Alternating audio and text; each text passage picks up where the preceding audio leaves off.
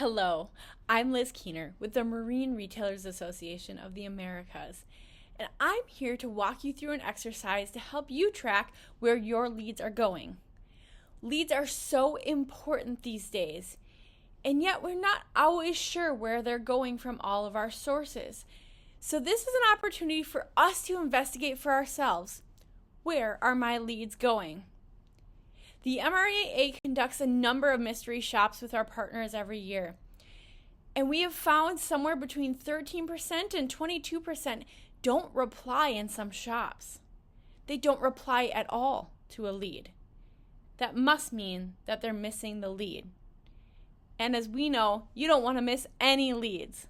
So I'm going to walk you through a tool to mystery shop yourself to keep an eye on the leads that are coming into your specific dealership. Now, there are two different ways to use this tool.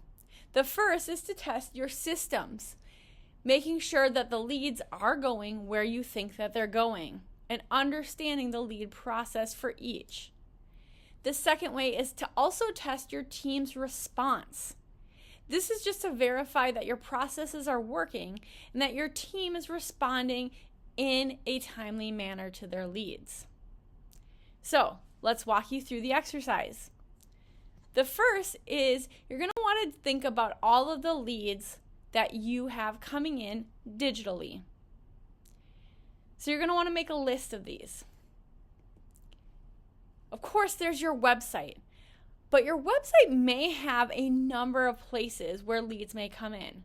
There may be a contact us form, there may be quote forms, maybe service requests, maybe newsletter, whatever those types of forms are. Make sure that we're writing them all down so that we make sure that we understand all of the places where someone may be submitting information. Of course, if you're working with a website company, you can ask them. Second is email. Your dealership likely has a number of email addresses for individual staff, but you might also have email addresses like sales@yourdealership.com or service@yourdealership.com. Add all of those to the list.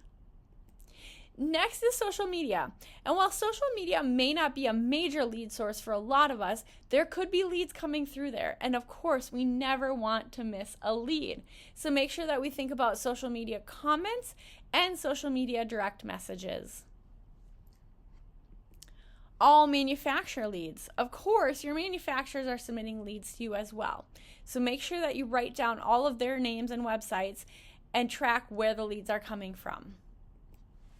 Online marketplaces. So again, you may be using a number of marketplaces that are out there, from Boat Trader to Boat Mart to whatever that resource is.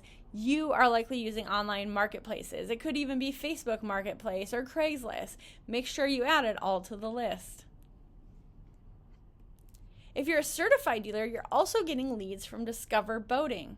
So throw that on your list as well. And of course, there could be others. There might be something hyper local you're using, or some sort of other lead source you're using, maybe a texting system, whatever that might be. Add it to the list.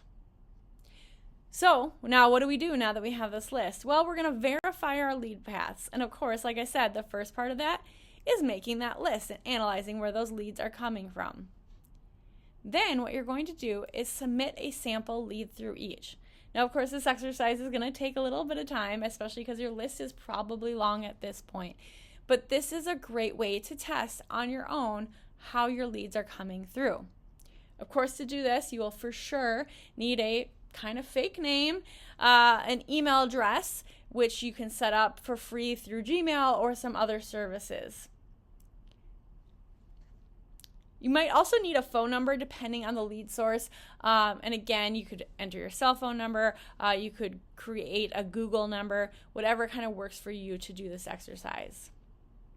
Number 3, you're going to use a form, and I'm going to show you, it's just a spreadsheet, really. I'm going to show you that spreadsheet tool here in a second, but you're going to use that tool to discover which leads are coming through and which aren't. What we find a lot of times is maybe a lead at one point from some source was supposed to go to joe@mydealership.com. And now Joe no longer works here, and we never redirected that lead. It's really important to make sure that we're receiving every single lead that we think we're getting. Step 4 is to understand the time from lead submitted to lead received. As we've all heard time and time again, the quickest to the lead wins. So we want to respond to that lead as quickly as possible while they're in the buying mood. So we need to understand how long it's taking for the lead to be submitted versus how we're getting it. We've seen in some cases some lead systems get bogged down and you may not see that lead for 24 to 48 hours, which is a really long time in digital lead response. Number 5, once you've done this exercise, of course, we want to go through and fix any issues that we're seeing that are occurring within our lead systems. So I'm going to show you a sample of this spreadsheet. We'll make this accessible to you. But here are the things that you're going to want to track, and here's how this exercise plays out in the real world. So the first thing you're going to put in that first column, the site where your lead was submitted. It could be Facebook or your website, as I've shown. And again, this list might actually be very long for your dealership. Next, you're going to put the form used. This is really important. Again, like I mentioned, your website could have 20 forms on its own. Facebook has direct messages and comments, right? So let's make sure that we're tracking all of that. Then, of course, you're going to want to track the date you submitted your fake lead, the time you submitted it as well. Next, you're going to want to put the first name and last name you put into that lead and what was specifically asked for. What product or question did that person ask, just so we can make sure that everything's getting tracked correctly in our lead system. Then we're going to say, well, where did the lead arrive? And this is super important when we talk about that step of did it arrive at all, right? A direct message in Facebook is likely going to end up in your Facebook Messenger unless you have another tool that reads those.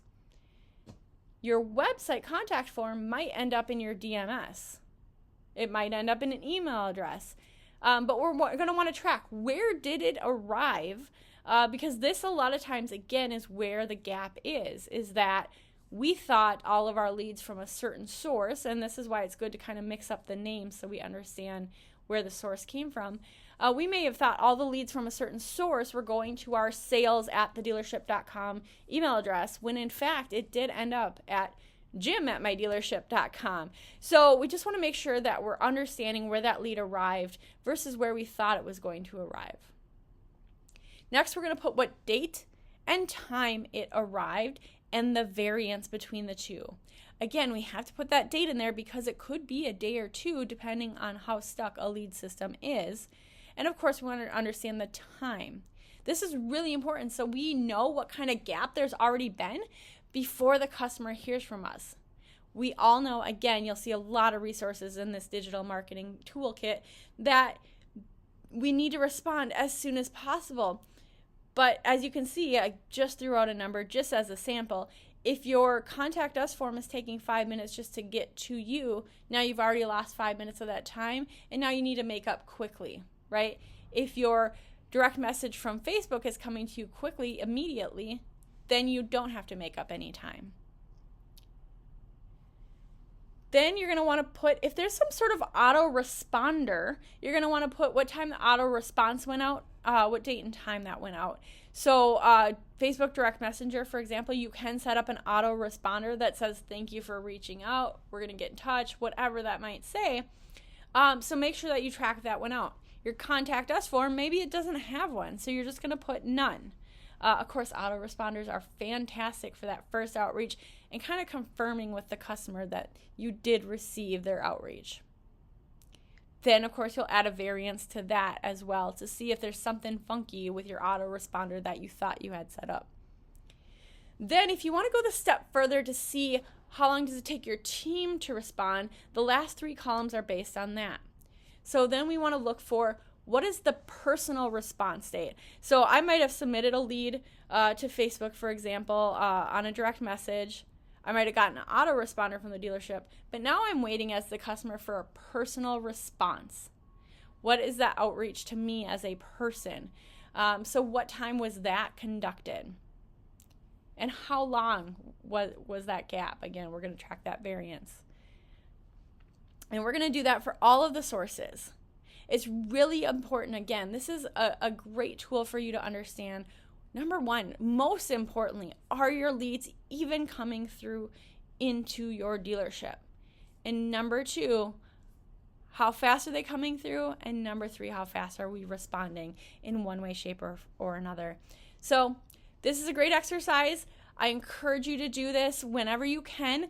Ideally, you probably want to do this at least once a year to make sure that nothing got broken in the past year. The system should get faster and easier, less issues to fix as you go along. Enjoy taking a look at your leads and let us know if we can help with anything else.